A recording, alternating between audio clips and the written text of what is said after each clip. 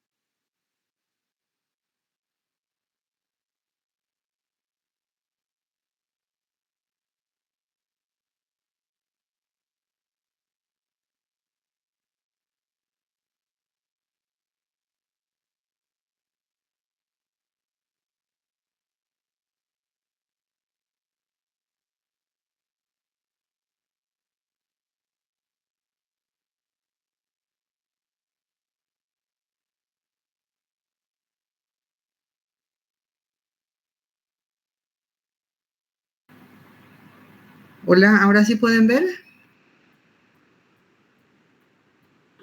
No, doctora. No.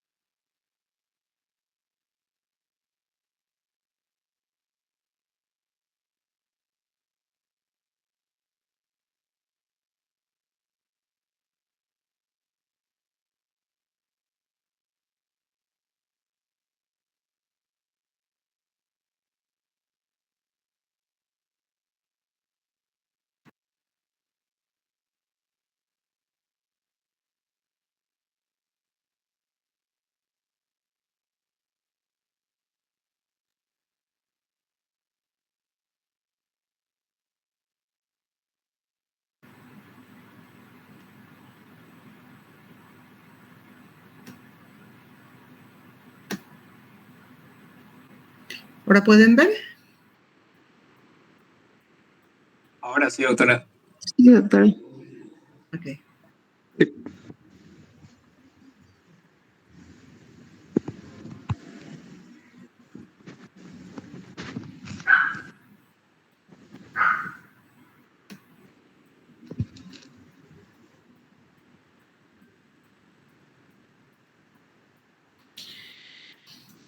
Ahí pueden ver, ¿no? Bueno, habíamos quedado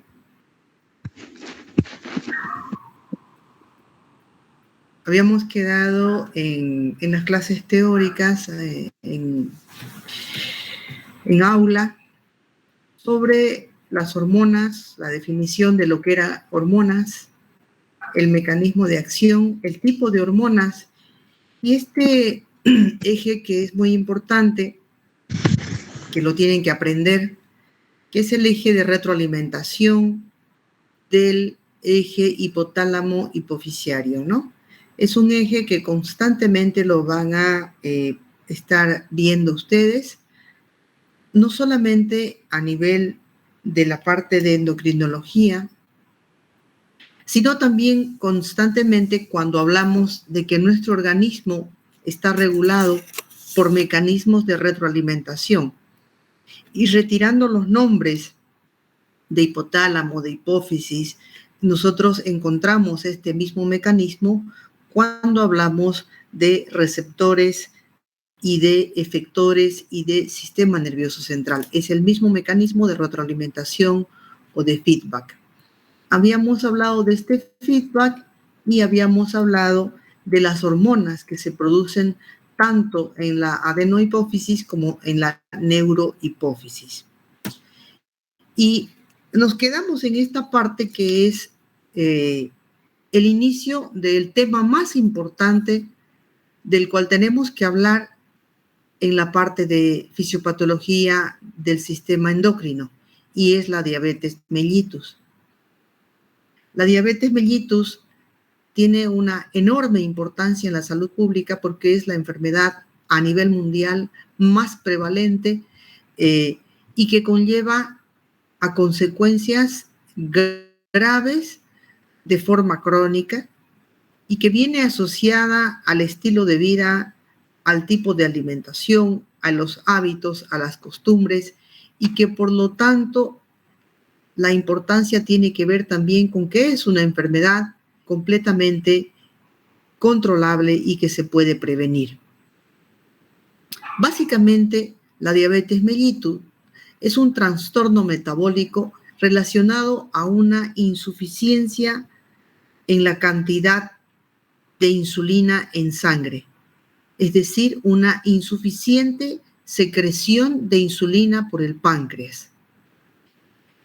Esta alteración determina que pueda existir también no solamente un problema a nivel de páncreas como causa de la diabetes, sino que haya una respuesta inadecuada, deficiente o insuficiente a nivel periférico, a nivel celular, a la insulina. Es decir, que haya cantidades normales de insulina, pero que las células no puedan utilizar la insulina.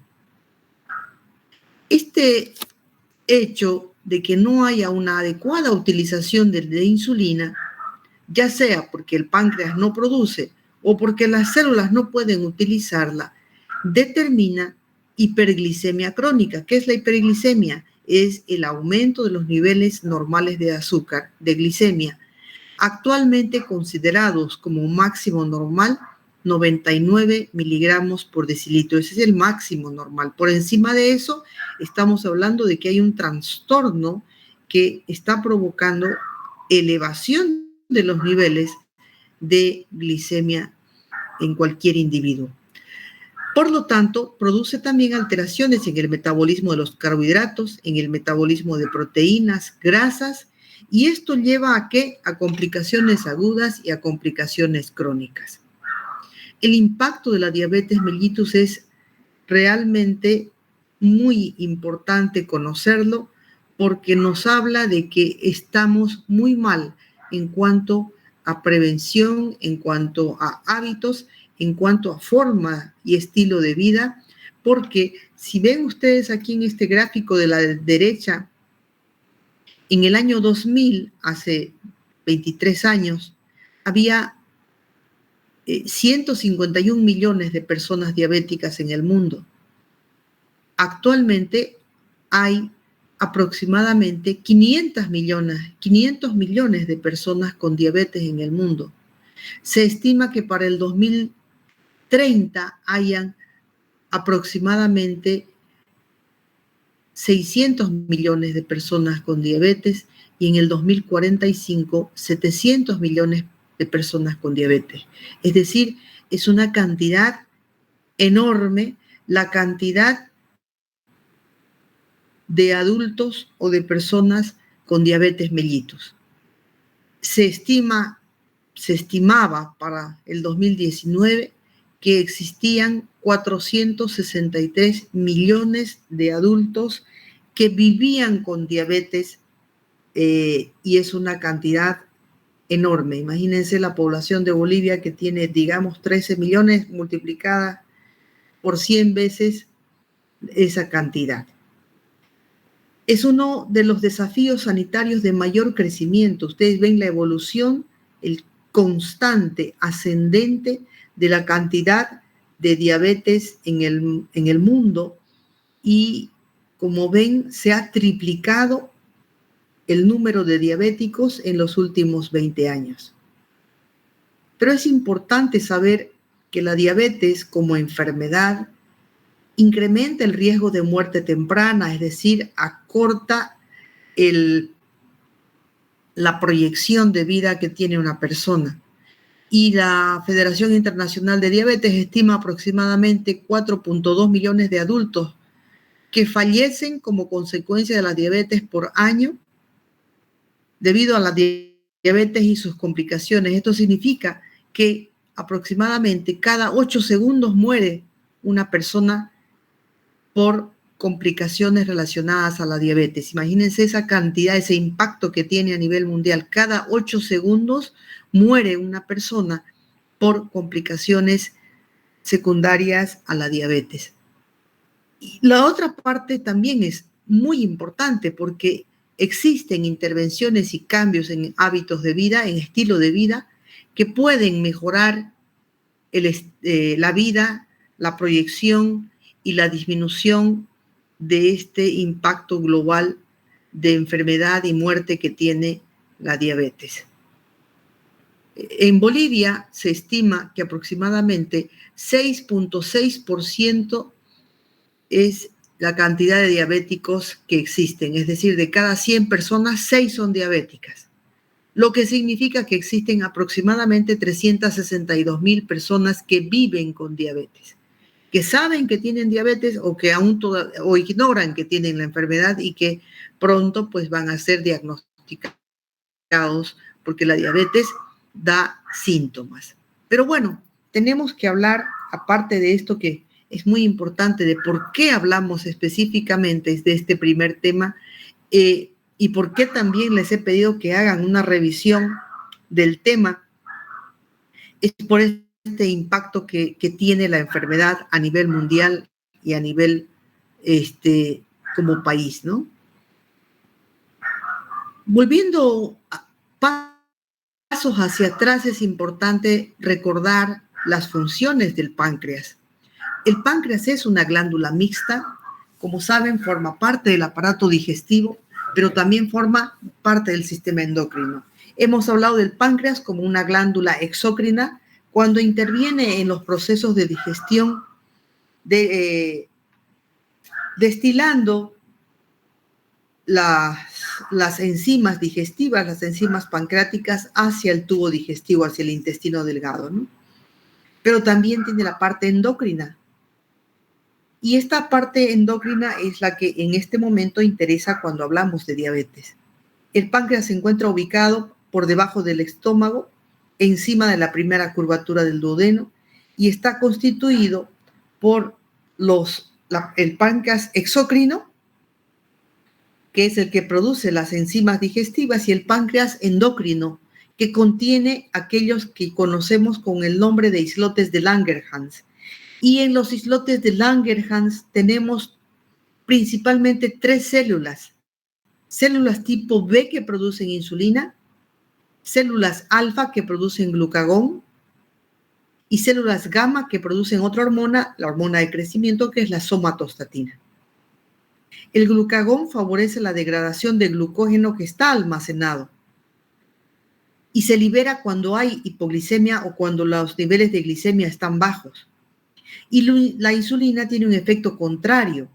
La insulina facilita la absorción, el ingreso de glucosa a la célula y se distribuye por el torrente sanguíneo a todas las células de todos los tejidos que tenemos. Este es el páncreas endocrino y el páncreas exócrino. Y estas son las células que hay en el páncreas endocrino. Células alfa productoras de glucagón, como les decía, y que tienen como función principalmente es hiperglicemiante. Quiere decir que cuando hay hipoglicemia, el glucagón es secretado. Las células beta productoras de insulina son hipoglicemiantes y anabolizantes. Quiere decir que cuando hay hiperglicemia, se secreta. Tienen efecto contrapuesto el glucagón y la insulina.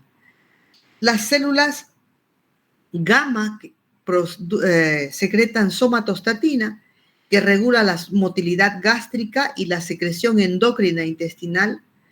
También hay células G que producen gastrina y también existen las células F que producen el péptido pancreático, que también interviene en la regulación de procesos digestivos. En este punto, ¿cuáles hormonas nos interesan? Principalmente la insulina, secundariamente el glucagón. ¿Cómo se sintetiza la insulina? La insulina se sintetiza a nivel del retículo endoplásmico. De allí se traslada al aparato de Golgi, donde se forman unos gránulos como de prohormona que se llaman gránulos B. Luego se produce una fusión de estos gránulos con la membrana de la célula. Y la célula va a liberar estas células de insulina por exocitosis, casi como podríamos llamar como un parto, es decir, se abre una parte de la membrana celular para que salgan estos gránulos llamados gránulos B que contienen insulina. Este proceso se llama exocitosis. Atraviesa la membrana basal y sale hacia fuera de la célula y atraviesa la membrana del capilar. Una vez que atraviesa la membrana del capilar, ya ingresa al torrente sanguíneo y va a ir a todos los tejidos a ejercer una función.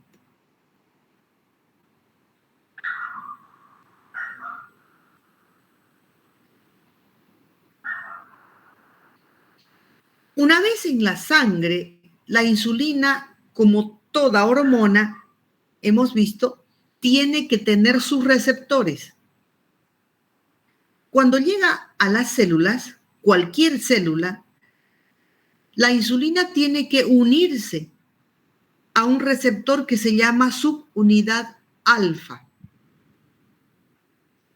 Luego, para atravesar la membrana celular, tiene que haber un proceso de fosforilación, se llama autofosforilación, y se une a otra subunidad donde se integra y se llama subunidad beta. Una vez está en la subunidad beta, activa unas enzimas, como ven aquí en la derecha, que se llaman las tirosinacinas.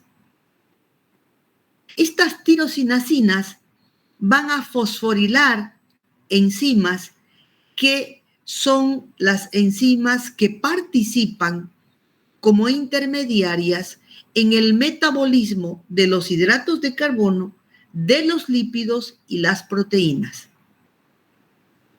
Como ven aquí en este gráfico, la insulina llega a unirse exactamente a los receptores de esta subunidad alfa. Luego se fosforilan y en la membrana celular se produce un proceso de autofosforilación, se integran ya dentro de estos receptores y se activan unas enzimas que se llaman tirosinacinas. Y estas tirosinacinas son las que van a provocar la fosforilación de enzimas que van a iniciar el metabolismo tanto de los hidratos de carbono, los lípidos y las proteínas. Es decir, que una vez que se fosforilan estas enzimas tirosinacinasas, se va a provocar el transporte de la glucosa hacia dentro de la célula, la síntesis de proteínas, la síntesis de grasas, de glucosa, pero además el crecimiento y la expresión génica de cada célula. Una vez que se produce esta fosforilación y que participan en el metabolismo de los hidratos de carbono, los lípidos y las proteínas, se produce ya la activación y la glucosa tiene que ser transportada ¿Cuáles son los efectos cuáles son estos transportadores de glucosa? Estos transportadores de glucosa que son activados por la insulina a través de ese proceso de fosforilación. Existen varios transportadores de glucosa.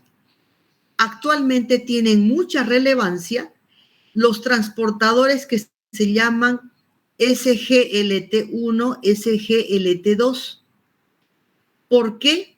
Porque se está trabajando con estos receptores para el tratamiento de la diabetes y para el tratamiento de la obesidad. Son los productos que se venden por internet como si fuera algo muy requerido.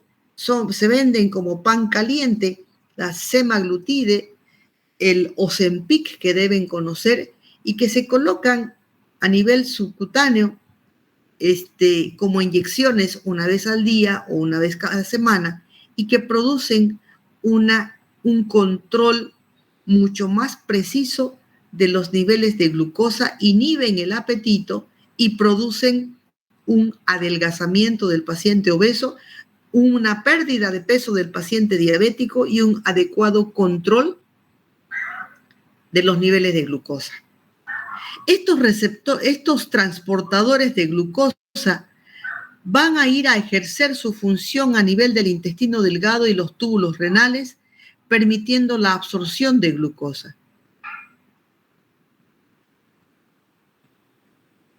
¿Cuáles son los efectos de la insulina en los diversos tejidos que tenemos? A nivel del tejido adiposo, incrementa la entrada de glucosa, la síntesis de ácidos grasos, el depósito de grasas, activa las proteínlipasas, inhibe lipasas sensibles a hormonas y aumenta la captación de potasio. A nivel del músculo, aumenta la entrada de glucosa, aumenta la glucogénesis, aumenta la síntesis proteica y aumenta la captación de aminoácidos y disminuye el catabolismo proteico. En el hígado, la insulina promueve la glucogénesis, aumenta la lipogénesis en cuanto disminuye el metabolismo de ácidos grasos, disminuyendo la cetogénesis. Esta es una curva de secreción normal de insulina en un paciente normal. Cuando nosotros ingerimos alimentos, casi inmediatamente se produce una elevación rápida de los niveles de insulina, para luego también caer rápidamente y entrar en una meseta que va a disminuir, que va a ir disminuyendo lentamente. Entonces, en una primera fase, se inicia el efecto insulínico provocado, ¿por qué? Por la ingesta de un alimento. Se eleva los niveles de insulina, pero esa elevación es de corta duración. Y esta secreción rápida de insulina controla los niveles de glucosa postprandial, es decir, controla los niveles de glucosa después de que hemos ingerido alimento. Cuando hay niveles más altos de insulina en la circulación portal, es para disminuir la producción hepática de glucosa, para disminuir la glucogénesis hepática. Luego viene, como ven aquí con las flechitas verdes, la segunda fase. Esta segunda fase mantiene el efecto insulínico, pero en niveles más bajos, aproximadamente 2 a 3 horas, hasta que los niveles de glucosa se normalizan o llegan a sus niveles basales. Es importante esto, reconocer que cada vez que ingerimos un alimento se produce una liberación rápida de insulina, una caída rápida y una meseta que dura aproximadamente 2 a 3 horas. ¿Para qué? Para devolver los niveles de glucosa a nivel basal. Fíjense cómo es en este gráfico a la izquierda la secreción de insulina de acuerdo a las 3 comidas principales: desayuno, almuerzo y cena. En el desayuno la secreción es mayor. En el almuerzo es un poco más lenta y desaparece más lentamente. Y en la cena tarda un poco más en tener su elevación y también tarda más en disminuir. ¿Qué sucede con esta curva y los niveles de glucosa?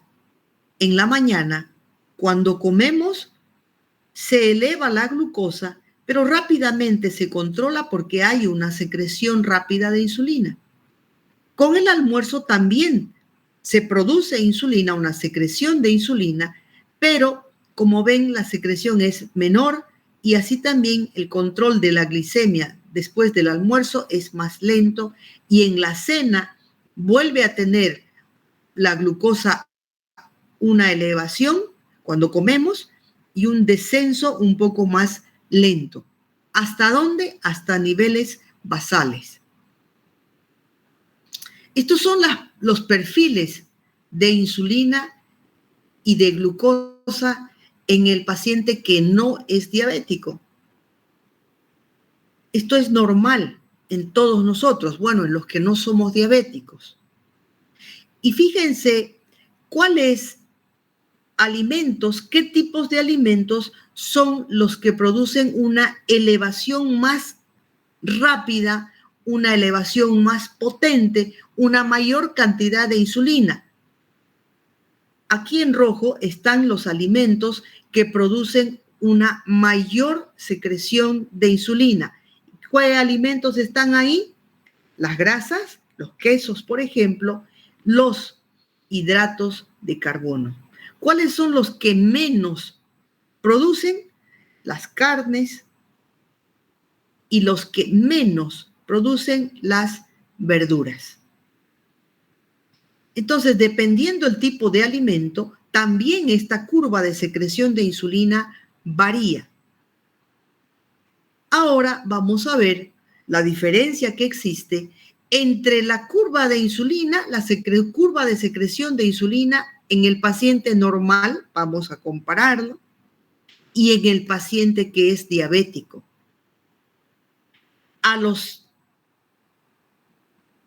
Cuando uno ingiere un alimento, la elevación de glucosa es inmediata, desciende rápidamente y máximo en 120 minutos desaparece o adquiere su nivel basal, lo cual significa que ha controlado los niveles de glucosa. En el diabético no hay esa curva, no existe. Por lo tanto, si volvemos un poco hacia atrás, ¿qué pasa con el diabético? Suben los niveles de glucosa, pero no suben los niveles de insulina. De tal manera que el paciente por eso tiene hiperglicemia. Hemos visto que la insulina tiene acciones a nivel de diferentes órganos, pero también tiene acciones de acuerdo a la temporalidad.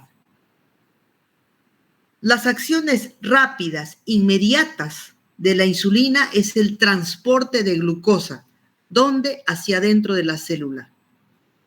El transporte de aminoácidos y el transporte de potasio. Esas son acciones que ejerce rápidamente, inmediatamente se secreta la insulina. Luego vienen las acciones intermedias que se producen en minutos. La insulina va a estimular la síntesis proteica, va a inhibir la degradación de proteínas, va a activar la glucógeno sintetasa y enzimas que producen glucólisis, y va a inhibir las fosforilasas y las enzimas gluconeogénicas. Esto para evitar un aumento anormal por neoglucogénesis. Y las acciones retardadas tienen que ver con el incremento del ARN mensajero para enzimas lipogénicas. Qué interesante es esta acción retardada de la insulina. ¿Por qué? Porque la acción de la insulina en horas es producir un aumento de la pérdida de tejido graso, aumenta la lipogénesis. Sobre los hidratos de carbono, la insulina estimula la síntesis de glucosa y la transforma en glucógeno para que pueda ser utilizada a nivel de las células. Promueve la glucólisis en los tejidos, generando energía en el ciclo del ácido cítrico.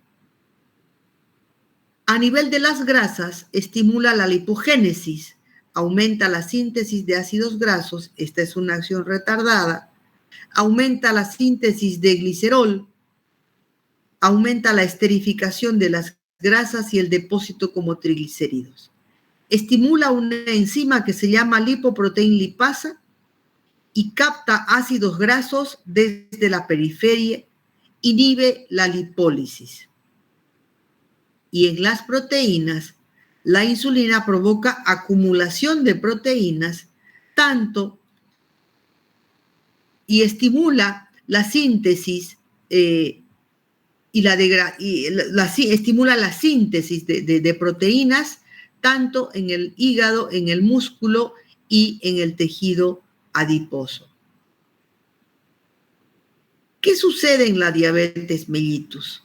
¿Qué es en realidad la diabetes mellitus? En la diabetes mellitus en realidad existe una incapacidad para que la glucosa llegue dentro de la célula. Y la única forma que tiene una célula de obtener energía es a través de la glucosa. Es decir, que se interfiere con la capacidad energética de las células. Entonces, en la diabetes mellitus existe una incapacidad para transportar glucosa al interior de la célula, por lo cual las células son ineficaces para realizar o cumplir sus funciones. Una elevación constante de glucosa, debido a que no ingresa a la célula, se queda en la circulación sanguínea, se queda en la sangre, va a provocar daño en diferentes lugares, va a provocar daño en la microvasculatura, va a provocar daño en las terminaciones nerviosas. Tanto el daño en la microcirculación como en la macrocirculación y a nivel del sistema nervioso lleva a las consecuencias graves que tiene la diabetes, como son enfermedades cardíacas, cerebrales, renales, por daño tanto micro y macrovascular. Daño microvascular, es decir, daño dependiente de arterias pequeñas y capilares, se produce a nivel de ojos, la retinopatía, que puede llevar a desprendimiento de retina, que puede llevar a lo que se llama retinopatía diabética y ceguera. ¿Cuál es la principal causa de ceguera en el adulto? La diabetes. A nivel renal produce nefropatía diabética y una glomerulonefritis crónica que lleva a insuficiencia renal crónica. Y a nivel de los nervios produce también un daño crónico que lleva a una neuropatía diabética. Trastornos macrovasculares son los que van a determinar que el paciente diabético tenga accidentes cerebrovasculares, infarto agudo de miocardio y trastornos isquémicos de miembros inferiores, lo cual da lugar ¿a qué? Al pie diabético, ¿no? Da lugar a un pie diabético y muchas veces lleva a pérdida, a amputación. La diabetes mellitus puede tipo 1, que es la juvenil, y cuando hablamos de diabetes mellitus tipo 1, hay dos tipos. Una, la que es autoinmune, hay una destrucción inflamatoria autoinmune, habitualmente postviral, de las células beta del páncreas. Y también existe una que se llama idiopática, que no se sabe por qué, pero en el niño dejan de producirse insulina por las células beta del páncreas. La diabetes mellitus tipo 2, que es la que más conocemos, pero existen otros tipos de diabetes como la diabetes inducida por drogas, la diabetes gestacional y otras formas raras de diabetes. Nosotros tenemos que conocer la diabetes tipo 1, la diabetes tipo 2 y la diabetes gestacional. La diabetes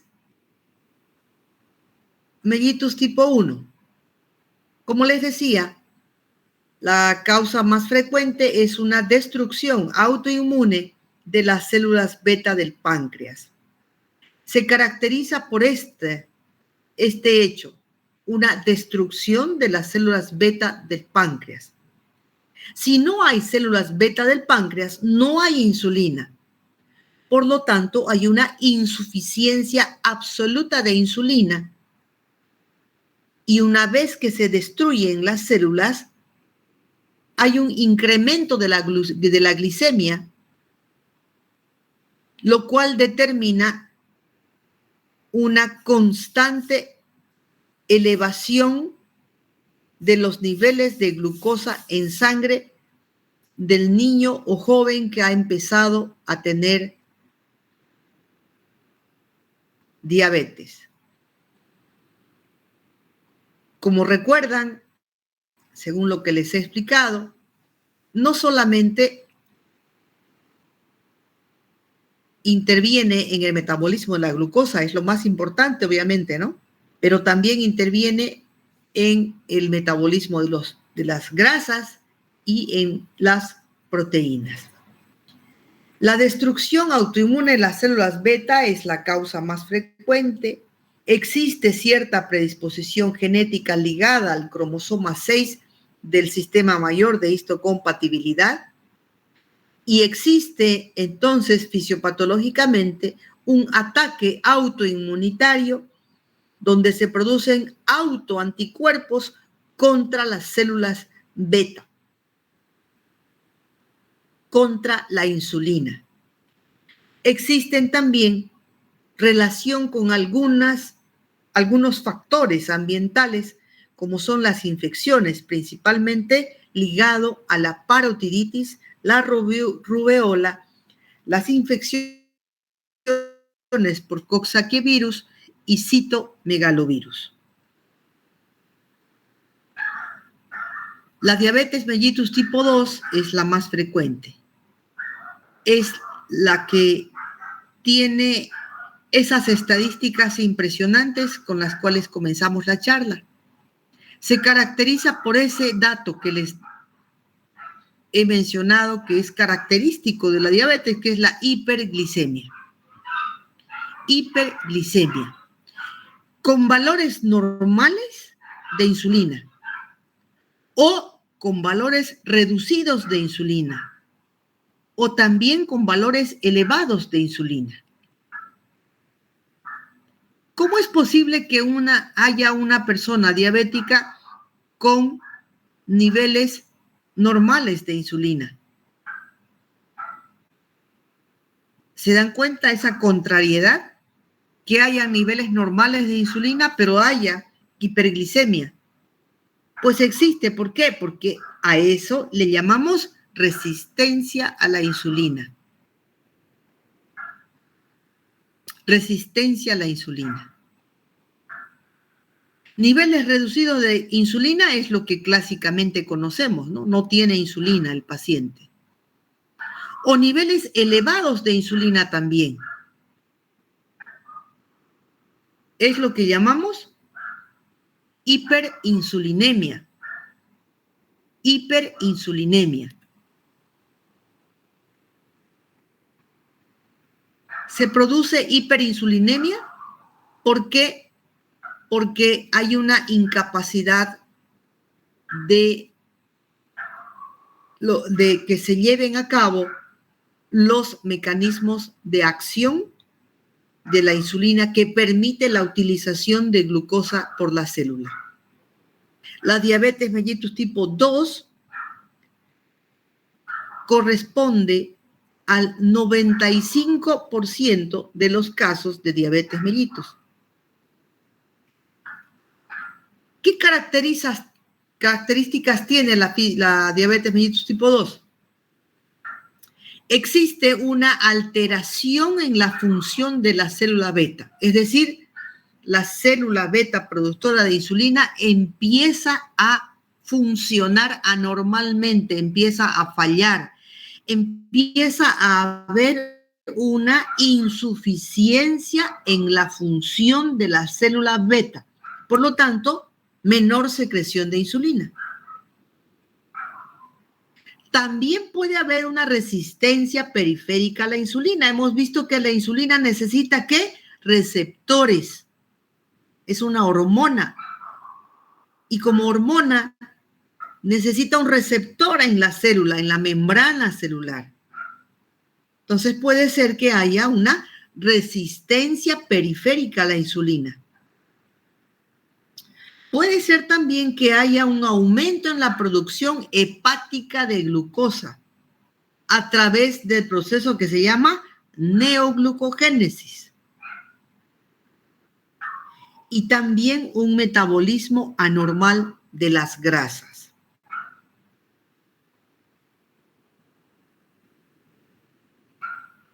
¿Cuál es el centro, el core de la diabetes? En el mismo centro de la diabetes está ¿quién? La célula beta del páncreas. Ahí está el problema, en la célula beta del páncreas. Esta célula beta del páncreas es una célula productora exclusivamente de insulina, por lo tanto es una célula altamente especializada. Estas células desempeñan el único papel de sintetizar insulina. Son las únicas que sintetizan insulina. No se produce en otro lugar insulina.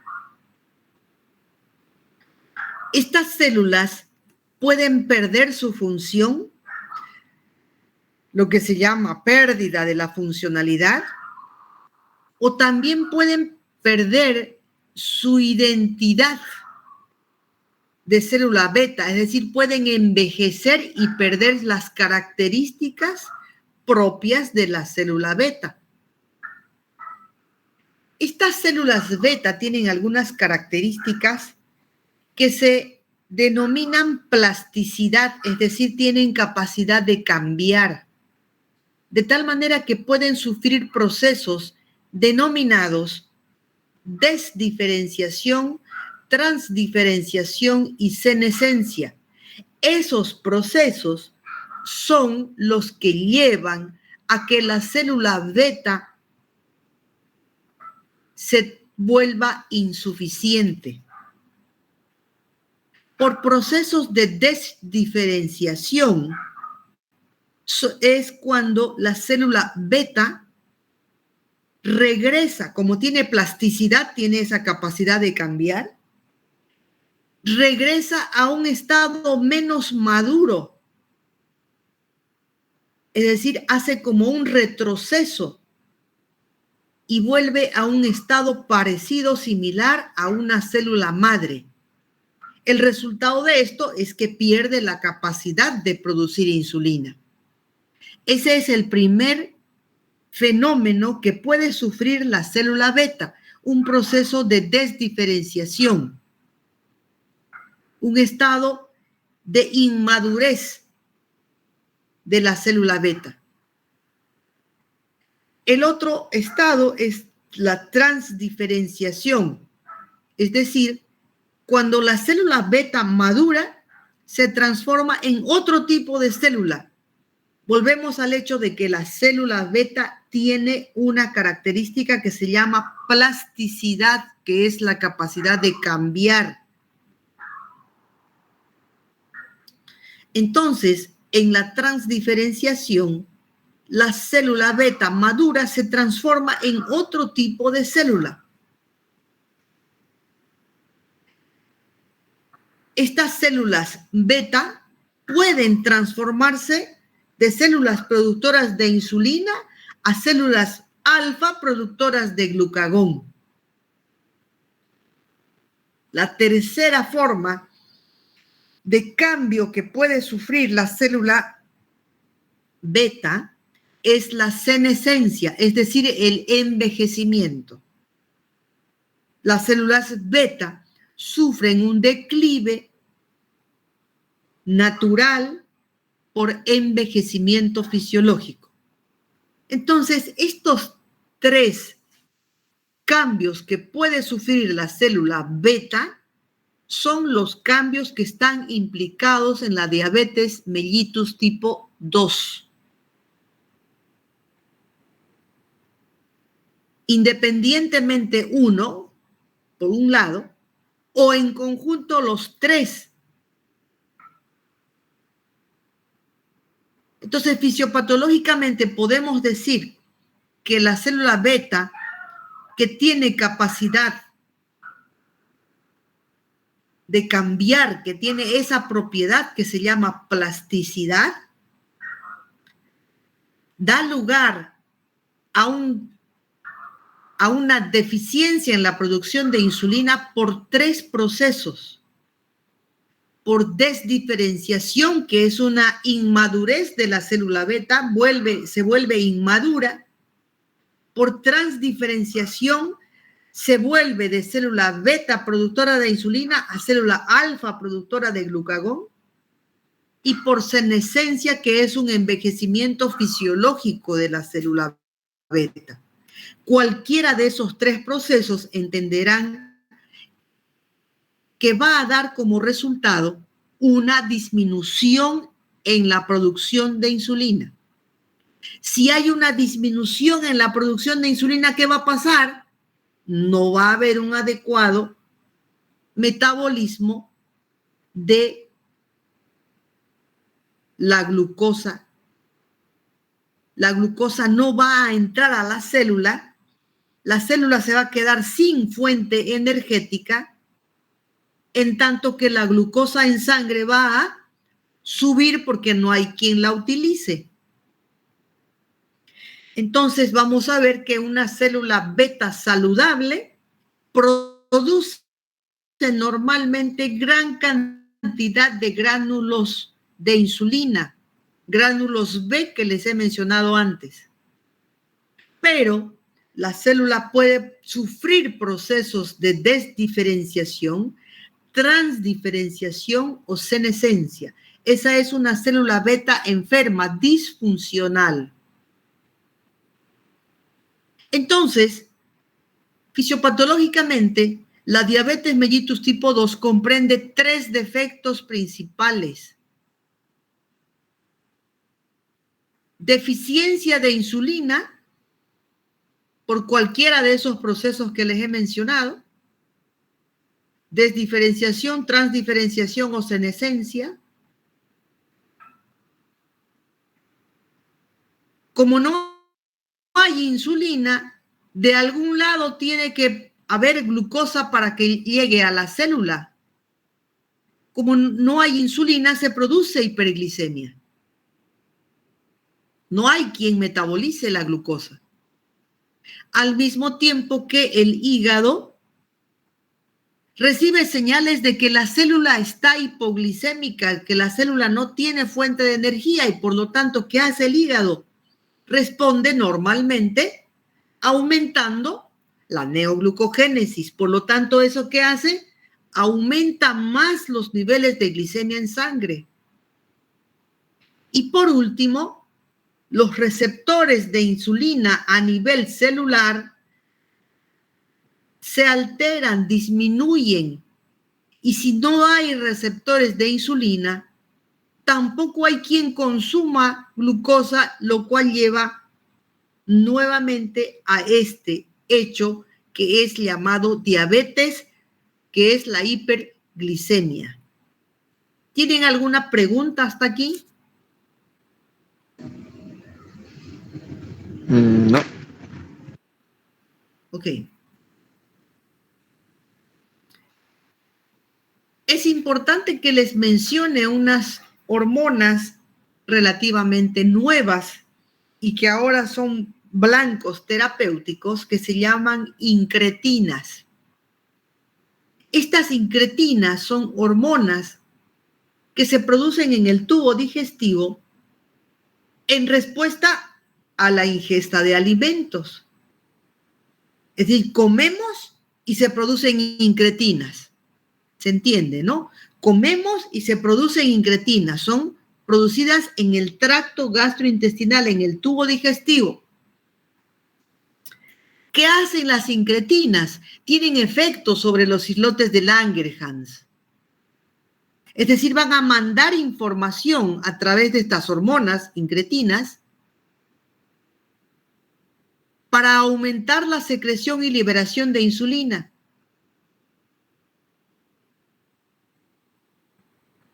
Las principales incretinas son la GLP-1 y el GIP.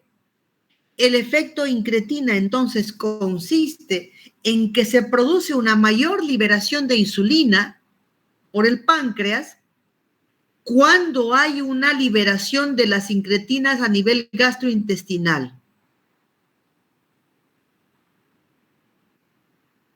Este efecto, el efecto incretina, está alterado en los pacientes con diabetes mellitus tipo 2, está como bloqueado, no hay respuesta.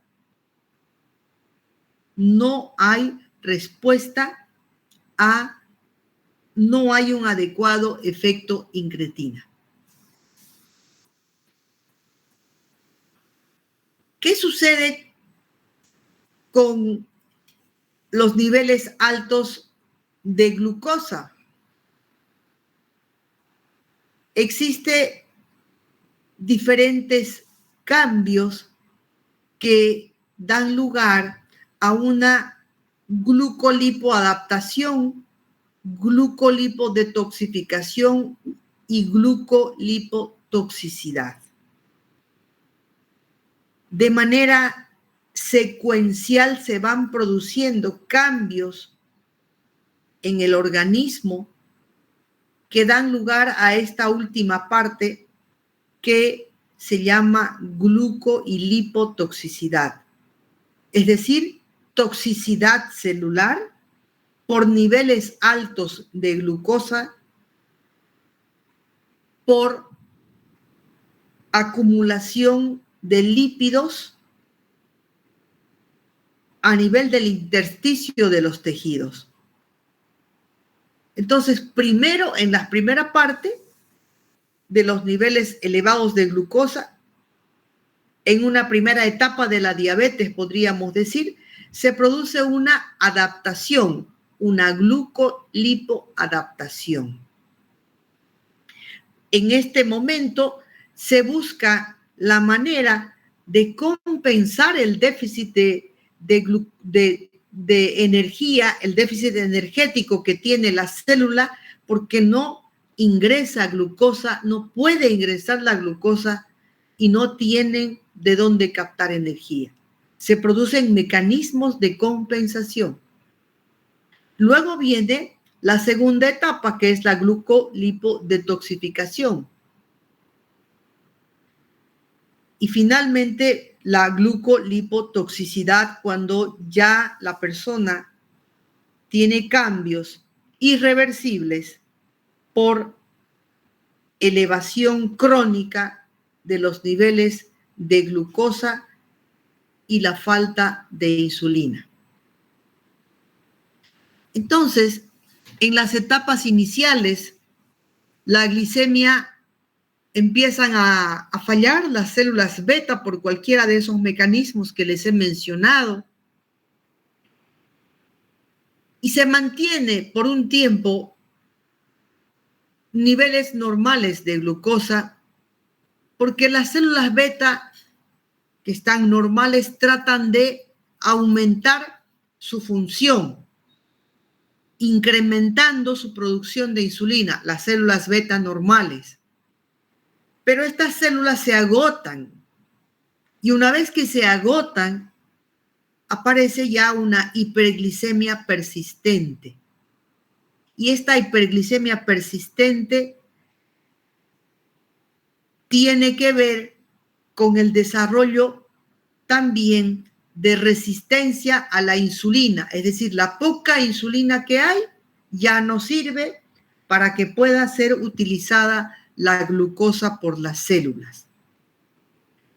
¿Cuáles son los mecanismos por los cuales se desarrolla resistencia a la insulina? Porque disminuyen los receptores de insulina, por una hipoactividad enzimática de las células diana, aquellas que tienen receptores para la glucosa. Los receptores que hemos llamado receptores alfa y los receptores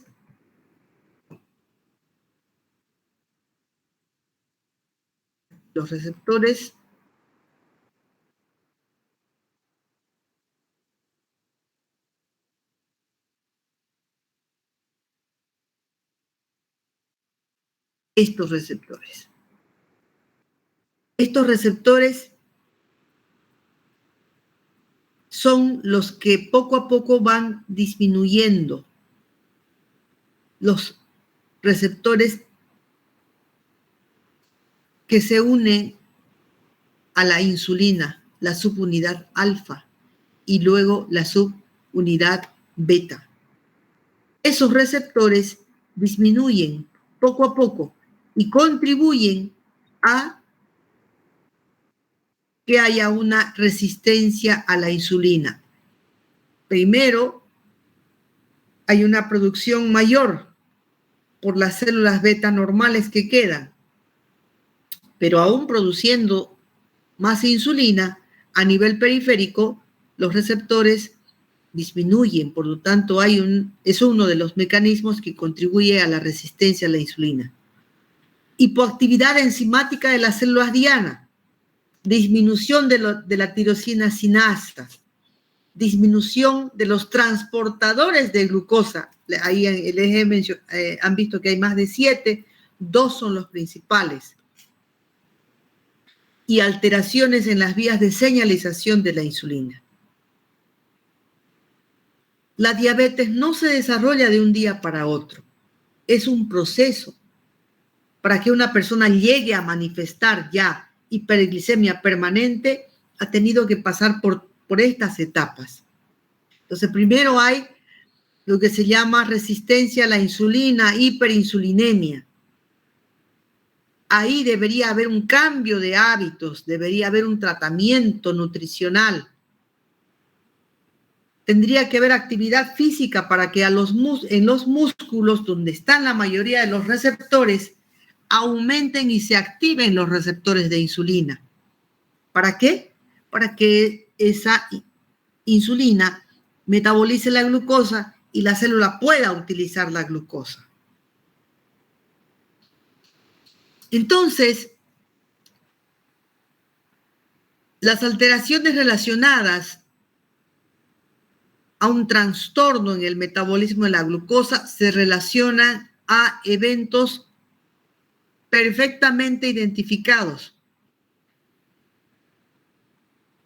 Disminución de la acción de la insulina por resistencia de los receptores, ¿no? Disminución de la secreción de la hormona por alteración en la célula beta. O, lo que es más corriente, la combinación de ambos factores. Desde el punto de vista fisiopatológico, en la diabetes mellitus tipo 2 se identifican 3 fases. La primera fase es la insulinoresistencia.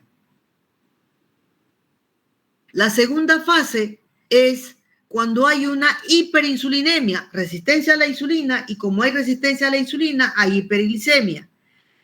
Pero la célula no puede utilizar esa glucosa. Esa célula que no puede utilizar esa glucosa manda señales ¿para qué? Para que se secrete más insulina. Ahí viene la hiperinsulinemia. Y en la fase final, cuando ya las células beta no pueden producir más insulina, ya disminuye la síntesis, aparece la hiperglicemia en ayunas, persistente, permanente, con tendencia a elevarse cada vez más, lo que es ya una diabetes establecida. Entonces existen estas tres fases. Primero, la insulinoresistencia a nivel de los receptores. Luego, la hiperinsulinemia. Y luego, la diabetes mellitus o la hiperglicemia que se presenta en ayunas. La hiperglicemia y la hiperinsulinemia, ¿qué es lo que determinan al final de cuentas? Hipoglicemia tisular.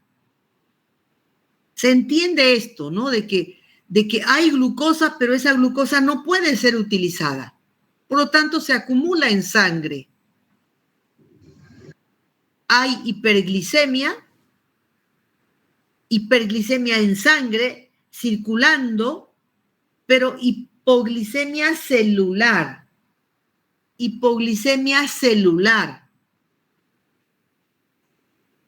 Debido a la hipoglicemia celular, debido a la hipoglicemia en el tejido, en todos los tejidos, se produce un mecanismo de activación de receptores, de sensores, que van a contrarregular esta hipoglicemia celular, tisular. Deben diferenciar bien la hiperglicemia en sangre de la hipoglicemia tisular. Estamos hablando de la hiperglicemia en sangre que produce hipoglicemia de la célula que no puede utilizar esa glucosa. Esa hipoglicemia de la célula, del tejido que no puede utilizar glucosa y que por lo tanto no tiene de dónde su fuente energética, desencadena mecanismos de respuesta, mecanismos de compensación, y esos mecanismos de compensación son: 1, la secreción de glucagón; 2, la secreción de catecolaminas. Saben que adrenalina y noradrenalina estimulan la secreción de glucosa. 3, la hormona de crecimiento, que aumenta la síntesis proteica, moviliza ácidos grasos y antagoniza la insulina. Y 4, la secreción de hormonas suprarrenales, que son los glucocorticoides endógenos y que van a estimular a que el hígado produzca más glucosa por gluconeogénesis. ¿A qué va a llevar esto? ¿A la solución? No, más bien van a empeorar la hiperglicemia. ¿Se entiende esto? Sí. Sí, perfecto. ¿Cuáles son las manifestaciones clínicas de la diabetes? No se olviden de que hay hiperglicemia en sangre, pero hay hipoglicemia celular. La hiperglicemia en sangre se va a caracterizar clínicamente por las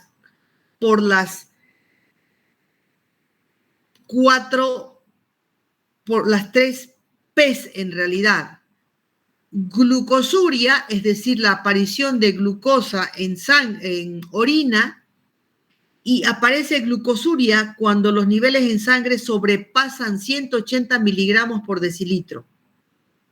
Como consecuencia de la glucosuria, se produce una diuresis osmótica. El azúcar que sale por la sangre, que no es filtrada o reabsorbida, sale por la orina, pero arrastra agua. Por lo tanto, se produce poliuria. Como se produce poliuria, el paciente se deshidrata. Y como se deshidrata, se desencadena o se activa el mecanismo de la sed. Por lo tanto, el paciente tiene sed constante que se llama polidipsia. Y como la célula está hipoglicémica, se desencadenan estímulos de hambre. Por lo tanto, el paciente tiene polifagia. Si uno entiende fisiopatológicamente lo que sucede en la diabetes, tranquilamente puede explicarse los síntomas que va a tener el paciente. Entonces, sabemos ya por qué el paciente tiene glucosuria y consecuencia de ello poliuria, y consecuencia de la poliuria, polidipsia, y consecuencia de la hipoglicemia tisular celular, polifagia. ¿A qué va a llevar esto? A que la falta de glucosa dentro de la célula, la falta de sustrato energético en la célula, hace que la célula busque otros lugares, otras formas alternativas de obtener energía. Y va a obtener energía a partir de qué? Ya no de la glucosa, sino de los ácidos de la grasa, produciendo lipólisis. Esa lipólisis va a ser la fuente que le va a dar temporalmente energía, pero con un costo muy alto, porque el metabolismo final de las grasas que se metabolizan, se destruyen, sufren un proceso de lipólisis, son sustancias ácidas que se llaman ácidos grasos. Estos ácidos grasos aumentados van a ir al hígado y en el hígado van a transformarse en cuerpos cetónicos. Y esos cuerpos cetónicos van a circular a la sangre. La circulación de cuerpos cetónicos se llama cetosis. Cetosis, que unida a los ácidos de los ácidos grasos iniciales, producen un estado que se llama cetoacidosis. Estos cuerpos cetónicos no solamente aparecen en sangre, sino que aparecen en la orina como cetonuria, produciéndose un estado que se llama cetoacidosis, que es neutralizada por el bicarbonato y que cuando el paciente llega a extremos de glucosas 380, 400, 500 miligramos por decilitro, entra en coma en un estado que se llama cetoacidosis diabética, que es la forma más común de emergencia del paciente diabético descompensado. Entonces, esa va a ser la alteración que el paciente va a tener con la glucosa. También va a haber alteración en las grasas. La falta de insulina va a hacer que haya una obtención alterna de energía a través de la grasa, liberando ácidos grasos. Estos ácidos grasos se acumulan en la sangre. ¿Qué van a producir estos ácidos grasos? Van a producir envejecimiento acelerado de los vasos sanguíneos, lo que conocemos como arteriosclerosis. Y les pregunto, ¿a qué lleva una arteriosclerosis? Una arteriosclerosis lleva ¿a qué? A hipertensión, a obstrucción y por lo tanto infarto agudo de miocardio, accidente cerebrovascular, isquemia de obstrucción periférica, pie diabético, úlceras, amputación, etcétera, etcétera, ¿no? Pero aparte de eso, la acumulación de ácidos grasos en sangre van a llegar al hígado y en el hígado se van a transformar en cuerpos cetónicos y se van a acumular en sangre, produciendo lo que se llama cetonemia, acúmulo de cuerpos cetónicos en sangre, y cetonuria, que es la eliminación de cuerpos cetónicos en la orina, que agotan el bicarbonato de la orina, provocando esto que se llama cetoacidosis. Y esta cetoacidosis permanente, junto con la lipólisis, hacen que el paciente pierda peso. Y son esas personas que pesaban de pronto 90 kilos y en un mes pesan 70 kilos. No es porque estén bien de salud, ojo, es porque su glucosa está tan alta que están consumiendo su grasa y por eso están perdiendo peso. El mecanismo que da lugar a los cuerpos cetónicos se unen a los ácidos grasos libres, provocando un trastorno en el equilibrio ácido-base que se llama cetoacidosis diabética. ¿Cuáles son los signos y síntomas entonces de la diabetes, de la hiperglicemia? Poliuria, polidipsia, polifagia, pérdida de peso. Infecciones recurrentes debido a que hay gérmenes oportunistas que aprovechan de la glucosa y se fortalecen y proliferan. Prurito, sequedad en la boca por la polidipsia, alteración visual por una deshidratación a nivel del ojo, se produce deshidratación y sequedad, además de cansancio permanente. ¿Cuáles son los criterios diagnósticos? Los criterios diagnósticos son tomando en cuenta de que debe existir condiciones basales, es decir, que no haya estrés, que el paciente no esté convaleciente de alguna enfermedad grave, que el paciente no tenga situaciones que, por ejemplo, un estrés quirúrgico, un shock séptico, pancreatitis aguda, etcétera, ¿no? Entonces, los criterios diagnósticos son, en 2 ocasiones como mínimo, concentraciones de glucosa en plasma, en ayunas y en reposo mayor o igual a 126 miligramos por decilitro. Ese es un criterio.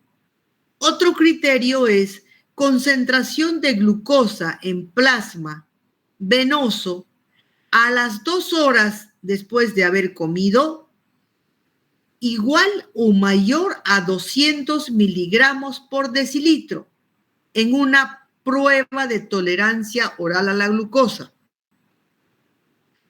Glicemia plasmática al azar en cualquier momento, igual o mayor a 200 miligramos por decilitro. O también paciente que en cualquier situación o circunstancia tenga hiperglicemia mayor a 300 miligramos asociada a cetonuria y acidosis metabólica, lo que les he mencionado como cetoacidosis diabética. O coma hiperglicémico hiperosmolar debido a hiperglicemia, casi siempre mayor a 600 miligramos, y que el paciente está tan deshidratado que ya ni orina, por lo tanto no hay cetonuria, y más bien hay una hiperosmolaridad plasmática. Las pruebas diagnósticas para la diabetes mellitus son la glicemia basal en ayunas, hemoglobina glicosilada, glicemia a las 2 horas mayor o igual a 200 miligramos por decilitro en la prueba de tolerancia oral o la glucosa. Todas ellas deben ser positivas al menos en 2 ocasiones. Complicaciones de la diabetes. La diabetes puede tener complicaciones agudas, la hiperglicemia, coma hiperosmolar, cetoacidosis, pero también hipoglicemia. ¿Cuándo? Cuando es un paciente que ya sabe que es diabético y que usa mal los medicamentos, o que se coloca insulina y se coloca mucha insulina, que utiliza mal los medicamentos. La hipoglicemia es tan grave como la hiperglicemia. Un paciente se puede morir por hipoglicemia. Es una complicación aguda, frecuente por el uso inadecuado de los medicamentos. El paciente con hipoglicemia se puede detectar cuando llega un paciente en coma, diaforético pálido. Lo primero que hay que hacer es tomar la glucosa o darle un bolo de glucosa para ver si de esa manera despierta. Se va a manifestar con dolor de cabeza, temblor, sudoración, sensación de cansancio, debilidad, sensación de hambre. La cetoacidosis diabética también es una complicación aguda, grave. Ya sabemos la fisiopatología. Altera el equilibrio ácido-base que puede determinar la muerte del paciente. Sabemos, y pregunta de examen fue, ¿cuál es el pH normal? De 7.35 a 7.45. ¿Y cuáles son los extremos incompatibles con la vida? De 6.8 a 7.8. En esos extremos ya es incompatible con la vida. Y el paciente con cetoacidosis diabética frecuentemente está con 7.1, 6.9 debido a la cetoacidosis que le produce la hiperglicemia y el consumo de lípidos como fuente de energía. Existe otra complicación que se llama coma hiperosmolar no cetósico, que es cuando el paciente tiene niveles mayores a 600 miligramos, que de por sí ya es un estado hiperosmolar. Si ustedes saben que el plasma sanguíneo tiene una osmolaridad plasmática, y esa osmolaridad plasmática está dada por las proteínas, pero también en este caso la osmolaridad aumenta por aumento de sodio, potasio o también otros elementos que circulan en la sangre como la glucosa. Cuando la glucosa sube por encima de 600, está ocasionando un estado hiperosmolar. Y es más grave que la cetoacidosis, porque el paciente entra en un estado de contracción intravascular que ya no orina y por lo tanto no hay poliuria. El paciente rápidamente entra en coma, tiene una deshidratación extrema. Entonces es hiperosmolaridad, severa deshidratación y contracción del volumen intravascular, que es hipovolemia, lo cual da lugar a una hiperosmolaridad. Bueno, el impacto crónico es que es una causa muy importante de muerte por complicaciones crónicas, disminuye la expectativa de vida hasta en 10 años, la enfermedad cardiovascular, cualquiera que sea en el paciente diabético, se multiplica por 2 hasta por 4 veces, se produce neuropatía diabética hasta en un 70% de pacientes.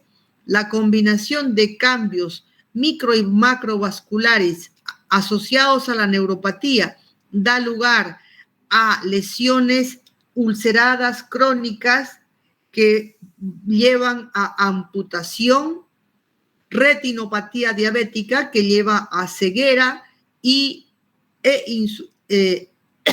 una nefritis intersticial que se llama la nefritis de Kimmel-Wilson, por depósito de glucosa, de exceso de glucosa a nivel intersticial, y que va a dar lugar a una insuficiencia renal. Entonces, complicaciones crónicas tenemos la micro y macroangiopatía, la nefropatía, la retinopatía, el pie diabético, la neuropatía, y en poco tiempo después de que el paciente empieza a ser diabético, a los pocos años tiene disfunción sexual. Bueno, aquí nos vamos a quedar. Si tienen alguna pregunta, por favor.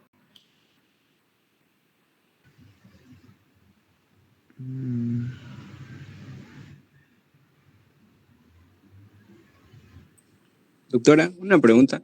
Un paciente que está con diabetes, ya sea tipo 1 o tipo 2, ¿presenta las 4P? Sí, sí, sí. Si está descompensado, ¿no? Porque si es un paciente que cuida su alimentación, toma sus medicamentos o se coloca insulina, etcétera, etcétera, y su glucosa está en niveles normales, no va a tener. La polidipsia, poliuria y polifagia se presenta cuando la glucosa está por encima de ciertos niveles, por encima de 150, de 180, ya empiezan a aparecer los síntomas. Gracias. Doctora, igual he escuchado que dicen que existe 6 P's, aparte de pérdida de peso y prurito, ¿entraría también parestesia o paresia? Claro, entran también las parestesias porque el paciente diabético sufre daño de las fibras nerviosas pequeñas, lo cual da lugar a la neuropatía diabética que se va a manifestar por anestesia, paciente que pierde sensibilidad, disestesia, siente hormigueos, tiene sensación urente, tiene sensación de dolor y también tiene parestesias, que son los adormecimientos. Gracias.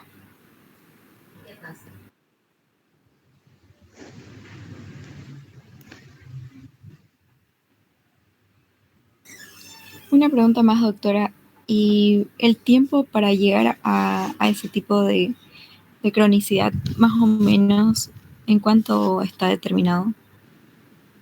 Bueno, más que el tiempo en el cual se desarrollan las lesiones crónicas, es el tiempo que el paciente mantiene un estado de hiperglicemia crónica.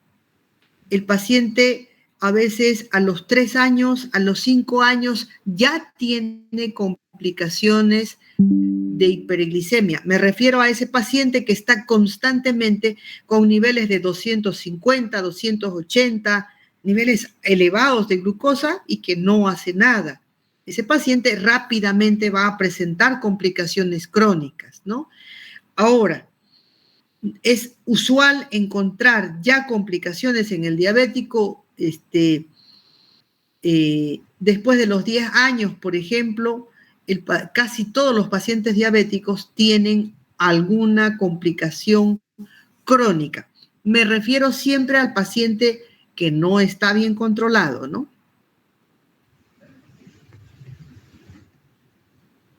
Muchas gracias. Doctora, entonces un paciente diabético podría estar 10 años sin presentar las complicaciones crónicas. Sí, puede estar. Puede estar. Gracias.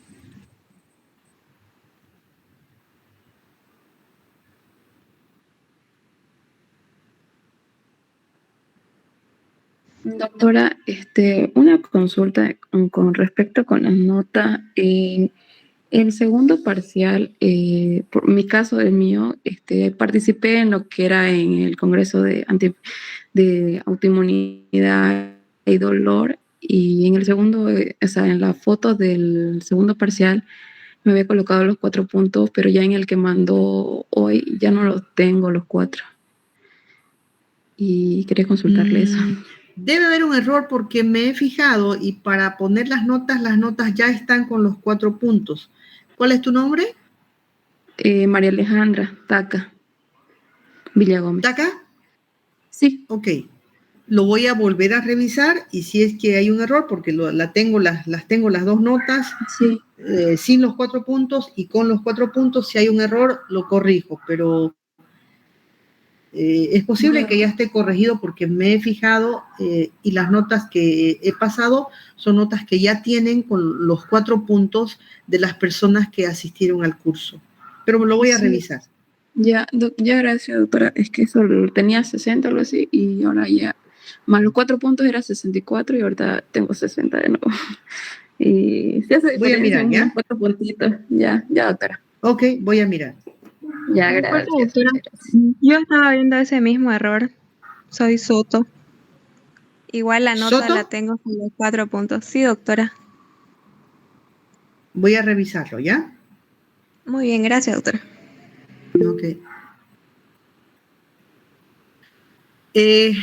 Una pregunta, ¿ustedes pueden pasar clases mañana?